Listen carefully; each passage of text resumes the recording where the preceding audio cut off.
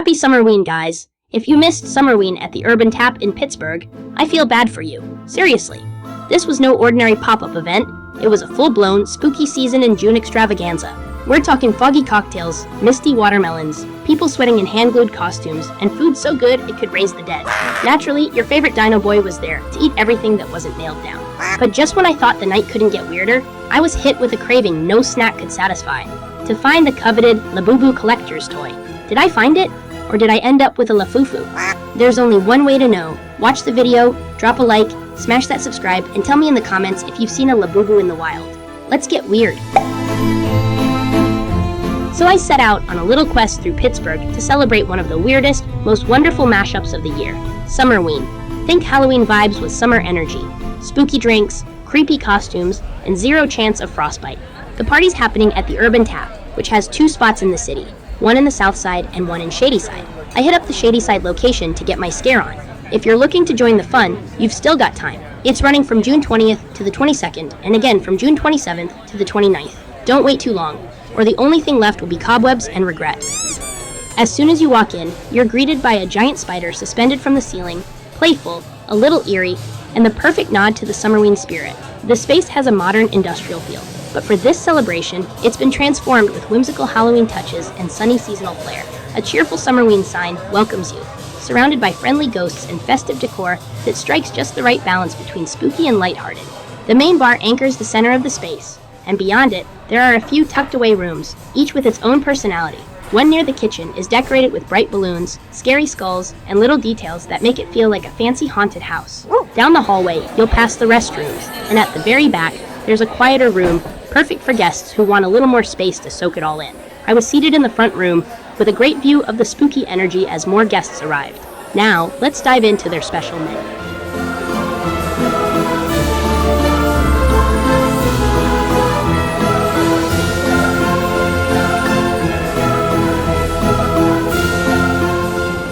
Their Summerween Specials menu is packed with creatively spooky drinks, and honestly, it was hard to choose where to start. First up is the Witch's Brew, a fruity purple drink with shimmering luster dust that looks like it was stirred by moonlight. Next is the Scream Queen, another fruity option with pink shimmer and creepy cute decorations that make it just as fun to look at as it is to sip. The Zombie Punch brings the drama with green hues and swirling dry ice that makes it bubble like a cauldron. Then there's the Dracula, deep red, smoky, and topped with fangs, and lastly is a literal blood bag for an extra eerie twist. As a special twist, they have a spooky flight that gives you a taste of the first 4 drinks. Perfect if you can't commit to just one. I can share one drink with each of my college friends, perfect for a group tasting without anyone missing out. I figured I'd dive into that after grabbing a bite, but the showstopper? That's the Summer Jack-o'-lantern. It's $20 and comes served in an actual carved watermelon, filled with tequila, watermelon agua fresca, triple sec, lime, ancho verde, a splash of watermelon Red Bull, and of course, more dry ice for a theatrical finish. It's big, bold, and kind of ridiculous, in the best way possible. Let's taste this bad boy.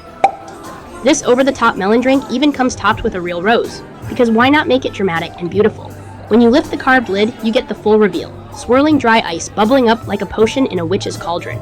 It's eerie, theatrical, and honestly kind of mesmerizing. Time for a taste? This is seriously good.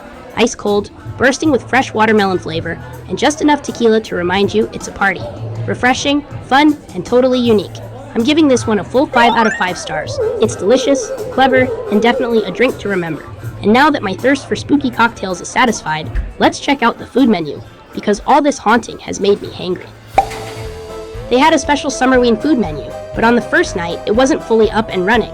A few themed items were listed, like waffles, cookies, and donuts, but only the donuts were available. In the meantime, I checked out their regular menu, which luckily had some solid happy hour deals on appetizers. The options were pretty tempting. A giant soft pretzel, gooey cheese curds, mac and cheese, pulled pork nachos, crispy Brussels sprouts, chicken wings, ribs, mussels, and a seared tuna dish. But what really caught my eye was something a little different. The General Tso's cauliflower. It's beer battered, topped with sesame seeds and scallions, and tossed in that sweet, spicy General Tso's sauce. Normally $14, but with happy hour, $2 off. Let's see what this vegan twist on a classic tastes like. Here we go.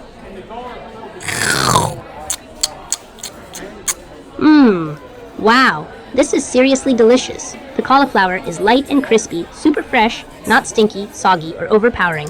And that sweet and savory General Tso's sauce gives it just the right kick without being too heavy. Every bite has that perfect balance of crunch, flavor, and sweetness. Honestly, another 5 out of 5. No notes, just absolutely tasty. Now that we've crushed this, let's take a peek at what else is hiding on their spooky menu. To keep the good vibes and hydration going, my college friends and I decided to split the spooky cocktail flight. $30 for 4 themed drinks, packed with paranormal personality. The flight included the Dracula, Witch's Brew, Scream Queen, and Zombie Punch.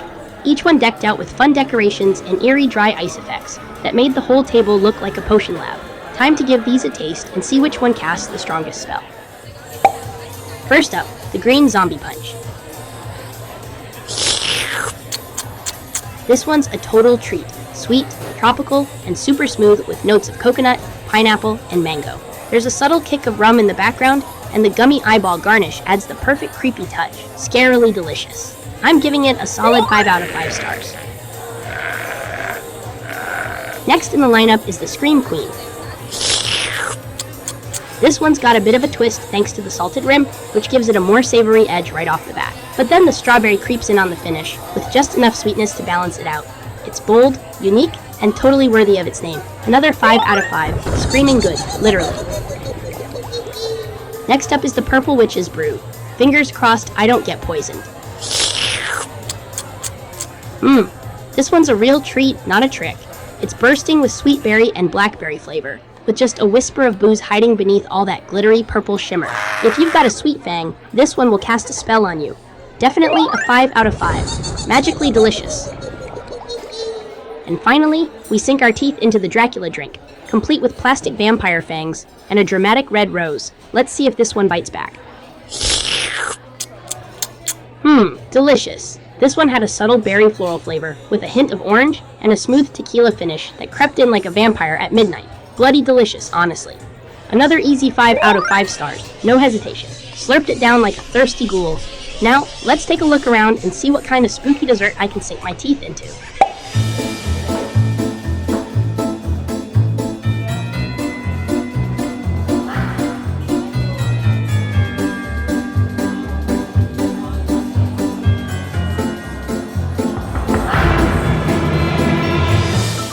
For a spooky sweet ending, I went with their one and only dessert special, the Vampire Donuts, priced at $10. These are powdered sugar donut holes dressed up with festive garnishes and served with a vanilla dip and a blood syringe, perfect for injecting them with gooey red jelly.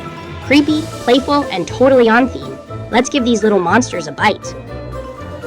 Let's begin by giving this little donut a shot, literally. I'm injecting it with blood, and yep, that's looking perfectly spooky and slightly unhinged. Now, a quick dip into the vanilla cream. Time for a bite.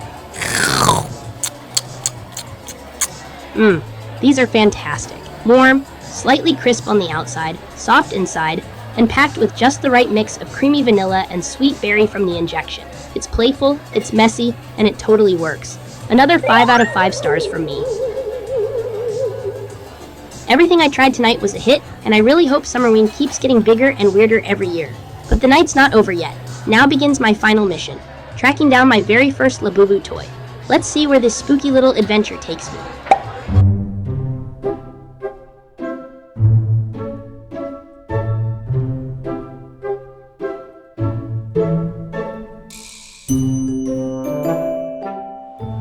I found myself at the Strip District terminal shops, where they've recently installed some brand new Pop Mart machines. I walked in, excited and hopeful, only to find out that the crowd right before me had just bought the last Labubu. Talk about tragic timing. The machine still had some cool options though. Bubble Girl sets, Skull Panda figures, including a darker, moodier series, a whimsical fairy collection, and even a sleek Spider-Man set that definitely caught my eye. Still, no Labubu. But I wasn't ready to give up just yet. Another spot popped into my mind that might still have one in stock. Onward.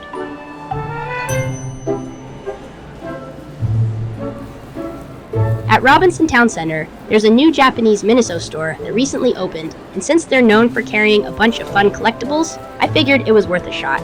I headed inside, hoping for a Labubu sighting, but no luck. Turns out they haven't secured a Pop Mart contract just yet. Still, I took a look around to see what else they had, because you never know what hidden gems might be waiting on those shelves. The shelves were filled with all sorts of quirky Japanese-style stuffed toys. Definitely a fun mix.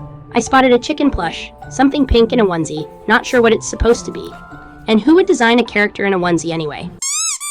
Toward the back, there were more familiar faces. Plushies from franchises like Harry Potter, which is one of my favorite movie franchises. Then I found a section that gave me a flicker of hope. Blind box toys in that Pop Mart style. Lots of cute options. Hello Kitty and more Hello Kitty. Pachaco, Disney characters, Kirby, some oddly adorable squishy animals, cutesy bears, even Care Bears. And did I mention more Hello Kitty?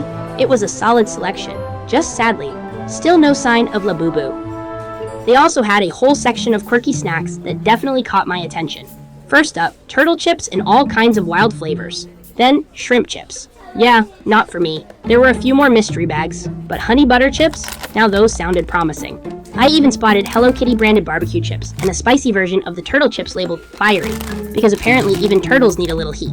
Then came the real treat, strawberry shortcake Kit Kats. Yes, please. There were also Hello Kitty mini pies, rows of classic Pocky, and a whole lineup of other adorable Hello Kitty snacks. If you're hungry and into cute packaging, this place has you covered. On one of the shelves, I spotted a baby Harry Potter suitcase, tiny, themed, and packed with collectible goodies like mini scarves and chocolate frogs. And the best part? They were on sale for just $11. So naturally, I treated myself and grabbed a couple. Let's open these up and see what magical surprises are inside. The packaging is a cardboard box designed to look like a miniature Hogwarts suitcase. Charming right from the start. Each suitcase is a blind box tied to one of the 4 houses, and they're filled with different magical items depending on which one you get. Bonus! The suitcase can double as a keychain, which is a fun little touch. Alright, let's crack it open.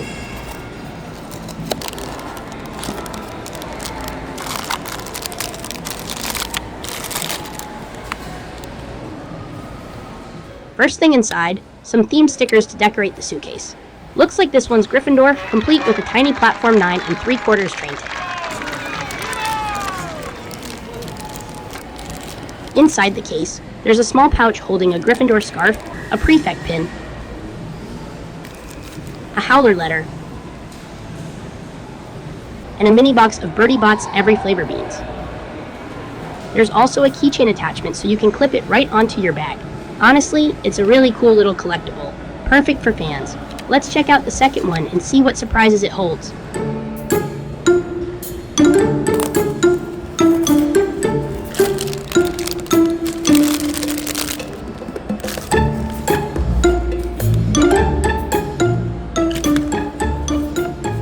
Inside this one, we've got another Gryffindor sticker set.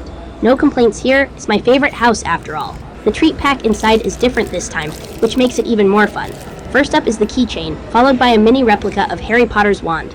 Then there's a tiny golden snitch. And my personal favorite, a chocolate frog.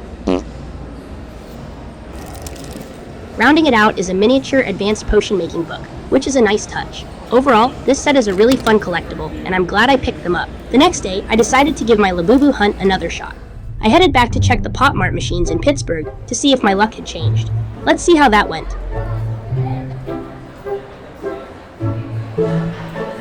Once again, I found the Pop Mart machines completely cleared of any Labubus.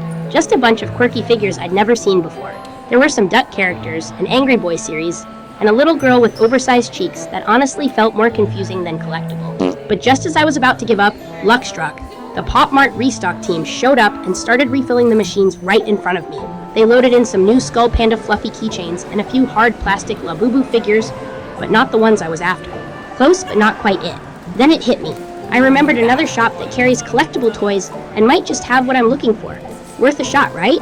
Let's go check it out. I stopped into the nearest Grandpa Joe's candy shop, a place that feels like a mashup of a retro candy store and a novelty museum. It's packed wall to wall with colorful treats, rare snacks, and offbeat toys. As I wandered through, I spotted a display of fancy old-fashioned chocolates that looked almost too pretty to eat. Almost. Over here was a wall of pickled flavored snacks and some bug lollipops. Curious. But the real spectacle? The soda wall. They've got every flavor you never asked for. Shirley Temple, sarsaparilla, and then it goes completely off the rails. Blue cheese soda, ketchup soda, coffee, banana, waffles and syrup, bacon, toothpaste, kettle corn, and yes, hot dog water flavored soda. It's bizarre, slightly concerning, and strangely tempting. Confused? So was I. Next, I stumbled across a hidden little video game room tucked in the back, a chill spot where you can kick back and play a few rounds. Very cool, and a fun surprise. Nearby, there was a whole display of Japanese treats. Yes, more Hello Kitty, with flavors like mocha marshmallow, mango, chocolate, and tropical pineapple. Super cute, but still no Labubu. One shelf had all kinds of freeze-dried candies, and another was loaded with every jelly bean variety you can imagine.